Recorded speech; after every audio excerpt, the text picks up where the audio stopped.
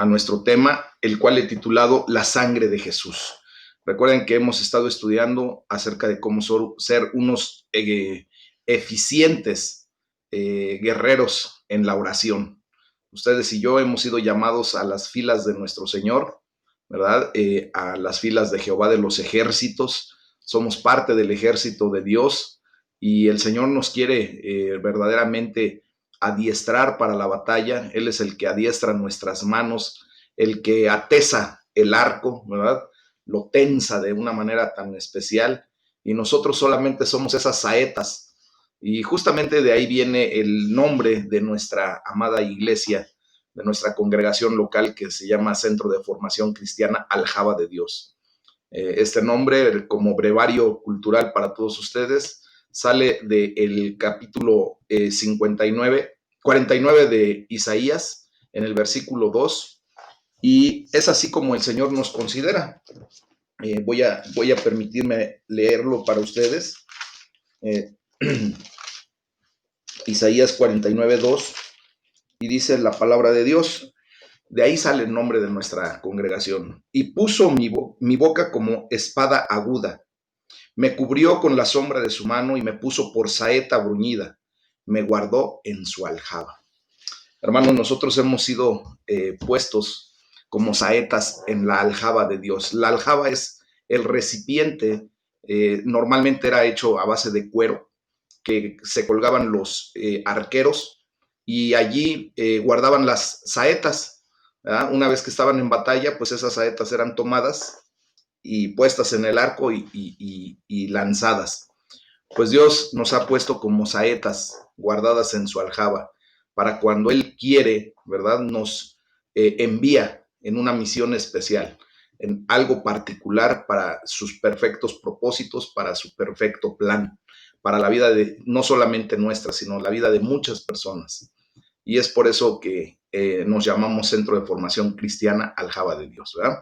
Pero bueno, nosotros tenemos que estar siendo adiestrados para la batalla y el Señor quiere que tú y yo conozcamos qué herramientas y sobre todo qué armamento es el que el Señor ha puesto en nuestras vidas para salir airosos de esa batalla, de esa guerra espiritual en la que pues estamos inmersos todos los seres humanos. Estemos conscientes de esto o no, hayamos querido o no, pues todos estamos inmersos, ¿verdad? Y bueno, la semana pasada hablábamos acerca del nombre de nuestro Señor Jesucristo. Yeshua HaMashiach es el nombre de ese Dios Todopoderoso venido a la tierra en carne y sangre. Es el nombre que se nombra por sobre todo nombre, ante el cual toda rodilla se ha de doblar, ¿verdad? Y toda lengua confesará que Jesucristo es el Señor para gloria de nuestro Padre Celestial. Y hoy nos toca estudiar acerca del poder de la sangre de Cristo, porque la sangre de Cristo tiene poder. Amén. Y esa es la realidad. Hoy vamos a hacer una mención muy particular acerca de Apocalipsis 12, versículo 11. Y de allí vamos a generar un estudio muy completo acerca de la sangre de Cristo. ¿Qué nos dice Apocalipsis 12:11? Dice la palabra de Dios, y ellos le han vencido por medio de la sangre del Cordero y de la palabra del testimonio de ellos. Amén. Bueno, vamos a desglosar un poquito esto para poder comprender el por qué la sangre de Cristo tiene poder. Bueno, primeramente, ¿quiénes son ellos? ¿No? Porque dice al principio del versículo 11 de Apocalipsis 12, y ellos le han vencido. Entonces, ¿quiénes son ellos? Pues los creyentes de la tierra, aquí en la tierra. Quienes creemos en Jesucristo somos esos ellos, ¿verdad? De los que habla ahí la palabra de Dios. ¿Y a quienes hemos vencido? ¿O a quién han vencido? Justamente hemos vencido a Satanás. Entonces, aquí hay que resaltar algo muy particular. Y hay que resaltar que la victoria final viene sobre nosotros los creyentes. Gloria a Dios, ¿verdad? Ahí dice claramente, y ellos le han vencido. O sea, esa es la declaración más completa que tenemos que nosotros rescatar de la palabra de Dios para beneficio y bendición nuestra. Fíjense bien, este pasaje en particular describe la guerra en el cielo. El arcángel Miguel y sus ángeles están peleando, ¿verdad? ¿Contra quién? Contra Satanás y sus ángeles. Pero los creyentes, tú y yo, pues hemos ahora ganado la batalla por la sangre del Cordero que fue derramada en la cruz del Calvario y que ahora viene a ser bendición y salvación para nosotros. Y por la palabra de su testimonio. Entonces, fíjense bien, ellos, los ángeles de Dios, ¿verdad?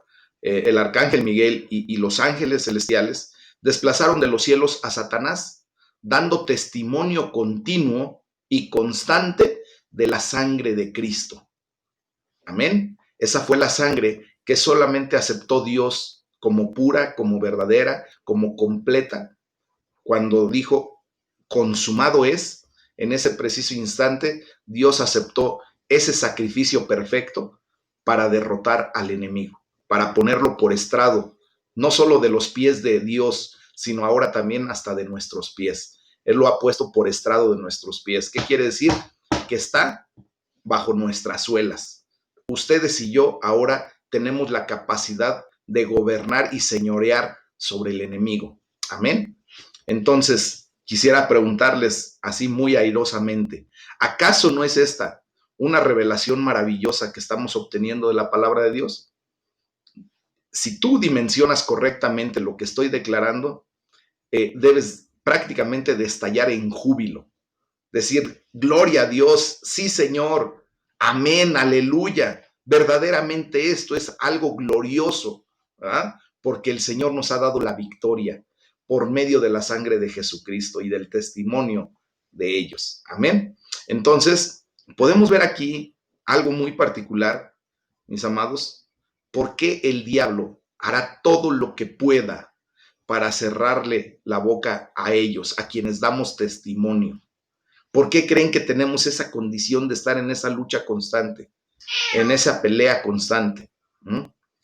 ¿Quieren seguir escuchando a mi gato que me está aquí gritando que le abra yo la puerta para que se salga?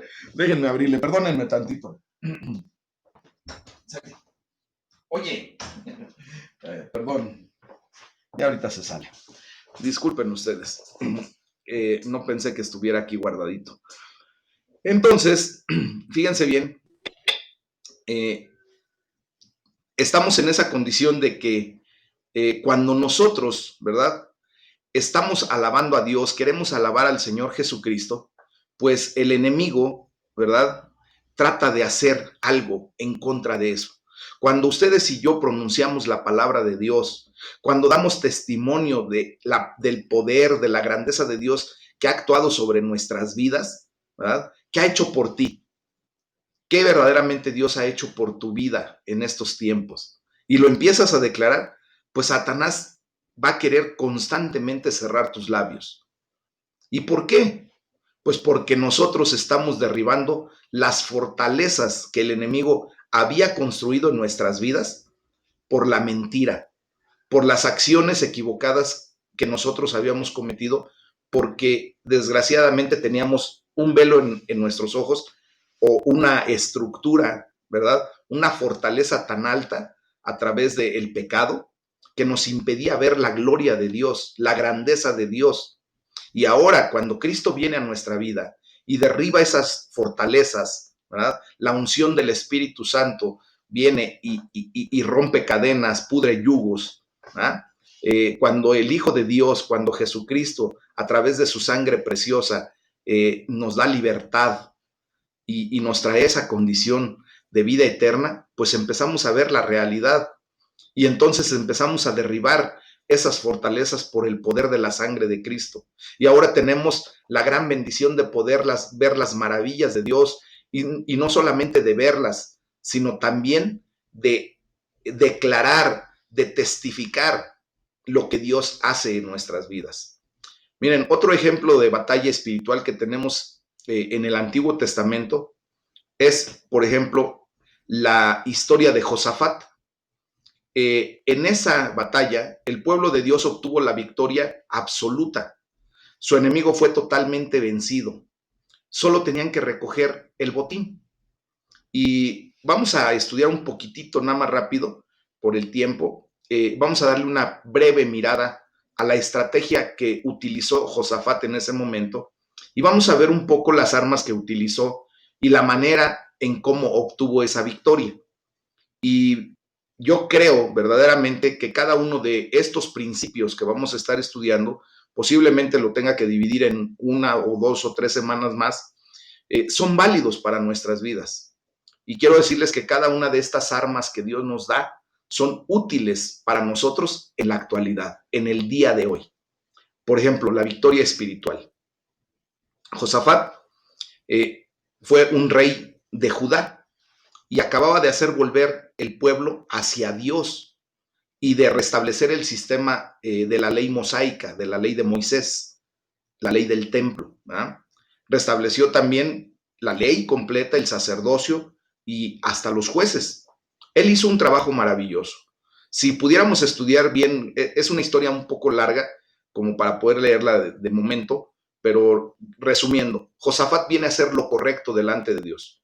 Sus ancestros habían hecho un desorden, habían provocado que el reino de Judá estuviera vuelto de cabeza, se había alejado del temor de Dios, se había alejado de la ley. Entonces, ¿verdad? Este hombre viene a hacer lo correcto. Obvio, cuando alguien empieza a hacer lo correcto, pues empieza la oposición, ¿verdad? Sabemos perfectamente bien que a toda acción corresponde una reacción. Cuando sus ancestros estaban haciendo el desastre en el reino de Judá, pues el enemigo estaba bien feliz. ¿Por qué? Porque ellos solitos se estaban destruyendo. No tenía necesidad ni siquiera de oponerse, porque propiamente estaban haciendo lo que el enemigo quería. Pero cuando Josafat viene y empieza a hacer lo correcto, es lo similar que sucede cuando, ¿verdad? Tú vienes a los pies de Cristo y antes pues estabas haciendo feliz al enemigo porque estabas en tus delitos, en tus pecados, en tu mala manera de vivir, estabas provocando un caos, no solo en tu persona, seguramente hasta en tu familia, en muchas de las decisiones equivocadas que tomaste. Pero ¿qué pasa cuando vienes en el reconocimiento de que Jesucristo es tu Señor y Salvador y aceptas que la sangre de Cristo tiene poder para cambiar tu vida y empiezas tú a caminar de una manera correcta delante de Dios, pues el enemigo empieza a actuar de inmediato? ¿Qué le sucedió a Josafat? Recibió una amenaza de invasión de una gran legión formada no solo por un reino, se unieron varios reinos como el moabita, los amonitas y los edomitas, y otros que se acercaban al reino desde el oriente, o sea, hacia la dirección del Mar Muerto. Josafat se dio cuenta de que era completamente superado, ampliamente superado en número, ¿verdad? Y en el poderío militar que desplegaban varios reinos en contra de él. Tanto vio que se da cuenta de que no podrían enfrentarlos solo en el plano natural. Entonces, junto con los hijos de Judá, o sea, con el pueblo de Judá, movió la batalla del plano natural y la lleva al reino espiritual, mis amados. Eso es lo que ustedes y yo ya tenemos que ir aprendiendo. ¿Ah? Cuando nosotros estamos viendo que nuestros problemas son increíbles, que ya no podemos seguir adelante, que nuestra enfermedad está siendo avallazadora contra nuestro cuerpo, que nuestras relaciones personales se vienen al caos, esos son los enemigos que se levantan en contra nuestra. Muchas veces nos vamos a dar cuenta de que prácticamente nos han rebasado completamente de nuestra posibilidad de salir airosos de esa condición. Entonces, ¿qué tenemos que hacer de inmediato? Ustedes y yo, los que me están escuchando en este momento, ya tenemos que de inmediato, estamos aprendiendo esto en este momento, de inmediato llevar esa batalla espiritual ya no en la condición natural. Recordemos que no tenemos nuestra lucha contra sangre y carne, sino contra huestes y potestades de maldad. Entonces, tenemos que llevarla al plano espiritual. Ahí es a donde empezamos a hacer lo correcto. Fíjense, en el segundo libro de las Crónicas, en el capítulo 20, versículo 3, se nos enseña qué fue lo que inmediatamente hizo Josafat. Primero, convoca al pueblo de Dios a ayunar. Dice la palabra de Dios, lo voy a leer textualmente. Entonces, Josafat tuvo temor y humilló su rostro para consultar al Señor e hizo pregonar ayuno a todo Judá. Gloria a Dios, ¿verdad? Ahí empieza una batalla espiritual, mis amados hermanos. Ya no es la condición de lo que de inicio él estaba viendo de todos las legiones, de todo el desplegar armamentístico, ¿verdad? De los ejércitos que venían en su contra. En esta ocasión, mis amados hermanos, los hijos de Dios se enfrentaron un asunto de vida o muerte y se dedicaron a buscar al Señor de una manera verdaderamente poderosa. Fíjense bien, esto que sucedió en ese momento no fue un ayuno individual y mucho menos privado. No dijo Josafat, voy a ayunar para que Dios nos dé la victoria y solo yo, privadamente, no. Él convocó a todo el pueblo, a todo su reino. Fue un ayuno colectivo de todo el pueblo de Judá que estaba enfrentando el peligro inmediato de una derrota militar y la posible exterminación. Recuerden que en aquellos tiempos, normalmente cuando un ejército derrotaba a otro, normalmente ellos lo que hacían era exterminar, avasallar completamente, así, destruir a todo en su paso. ¿Para qué? Para que de esa manera verdaderamente ellos pudieran gobernar ya sin problemas. Este pueblo judío, en ese momento, el pueblo de Dios, sabía que el último gran recurso era el ayuno colectivo. Hoy tenemos la necesidad de empezar a echar mano de los recursos que el Señor nos da. Va a haber ocasiones, mis amados hermanos, en que tengamos que ayunar. ¿Y qué es un ayuno? No es una dieta para bajar de peso, es otra cosa muy diferente. Un ayuno es cuando tú y yo nos proponemos, ¿verdad? Verdaderamente someter a nuestra carne desde el punto de vista espiritual. Cuando tú sometes a tu carne y no le das lo que ella necesita, lo que ella quiere, está siendo debilitada para que llegue el momento en que solamente dependas de lo espiritual y no de tus fuerzas, no de tu salud, no de tu poderío económico, no de tu inteligencia, sino exclusiva y verdaderamente del poder de la sangre de Cristo. Amén. Entonces, el punto número 2, segundo, y con esto termino por hoy para después tomar de aquí a 8 días lo que continúa. Esto que sucedió allí fue una reunión de unidad. Fíjense que en ese libro, en el segundo libro de Crónicas, capítulo 20, ahora en el versículo 4 dice, y se reunieron los de Judá para pedir socorro a Dios. Y también de todas las ciudades de Judá vinieron a pedir ayuda al Señor. Mis amados, en cada gran crisis de la historia, los judíos, por ejemplo, olvidaron entre ellos sus diferencias, sus peleas, ¿verdad? Y se reunieron como un solo hombre. ¿Qué nos llama a hacer este mensaje el día de hoy? A que tú y yo tenemos que olvidarnos de cualquier diferencia que podamos tener como hermanos en Cristo. Si hoy te ofendí, si yo te ofendí en algún momento, perdóname. Este es el momento en que tú y yo nos tenemos que unir verdaderamente como un solo cuerpo para clamar a Dios, para rogarle al Señor, para pedirle ayuda. Estamos en tiempos críticos, mis amados. Estamos en un tiempo difícil en donde solamente el poder de Dios puede sacarnos adelante. Ya nos dimos cuenta de que el ser humano estamos completamente indefensos ante un microorganismo que se levanta en legiones, ¿verdad? Porque debemos saber que son miles de millones de microorganismos los que pueden infectar a un cuerpo y por eso lo acaban en muy poco tiempo cuando no tiene respuesta de defensa. Entonces, fíjense lo último que quiero decir, que la siguiente cosa que hicieron todos fue orar. Tú y yo somos el cuerpo de Jesucristo el día de hoy. Tú y yo tenemos que unirnos para orar.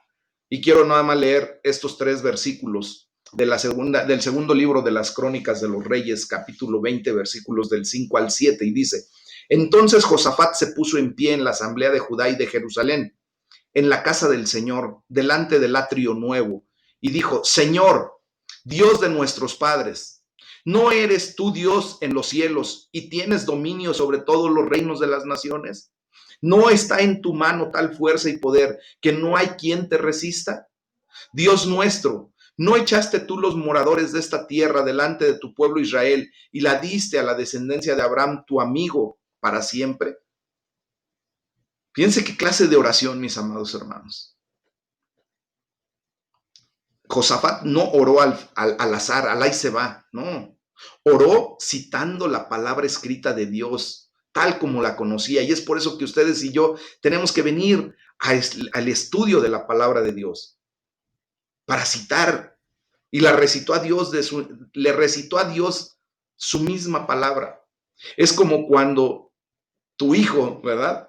Utiliza tus propias palabras para decirte, pues si tú me estabas diciendo, tú me dijiste esto, ¿por qué ahora me lo quieres echar en cara? ¿O por qué ahora me peleas por eso, no? Y tú te tienes que quedar de a seis, así como diciendo, pues sí, yo mismo le di armas, ¿verdad? Pues Dios nos ha dado armas, mis amados hermanos. No para ponernos en contra de él a pelear, ¿verdad? Sino como este es un buen ejemplo de orar con base a la voluntad de Dios, para decirle, Señor, tú lo hiciste, tú lo dijiste. O sea, responde en relación a lo que tú has prometido. Nosotros tenemos que repetirle lo que Él ya se ha comprometido a hacer. Y no es, mis amados hermanos, porque a Él se le haya olvidado. Simplemente Josafat hizo exactamente este tipo de oración.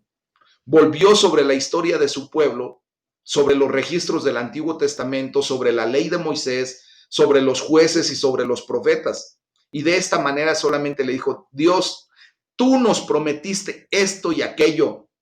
Haz por favor como dijiste. Amén. Entonces vamos a orar, vamos a declarar la palabra de Dios. Sé que mis hermanos se han preparado para orar junto con nosotros.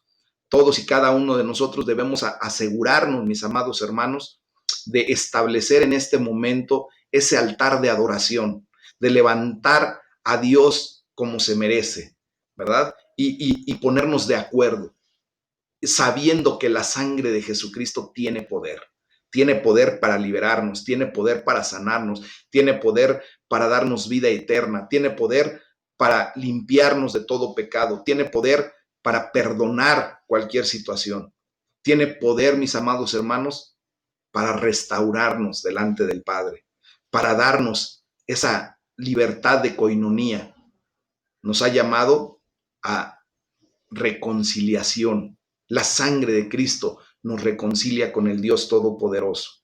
Y por eso ahora podemos decirle abiertamente, Señor, tú nos prometiste.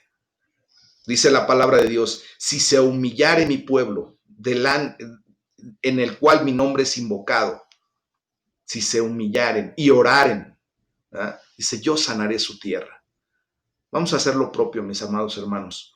Hoy espero que Dios hable a la vida de muchos de ustedes y podamos levantar nuestra condición en súplica, y seguramente Dios nos va a llamar a un ayuno colectivo, donde prontamente estaré pidiendo que quienes se quieran unir, y espero que seamos todos, estemos en un periodo de ayuno y oración para que Dios verdaderamente venga a nuestro encuentro y derrame de su preciosa voluntad sobre nuestras vidas.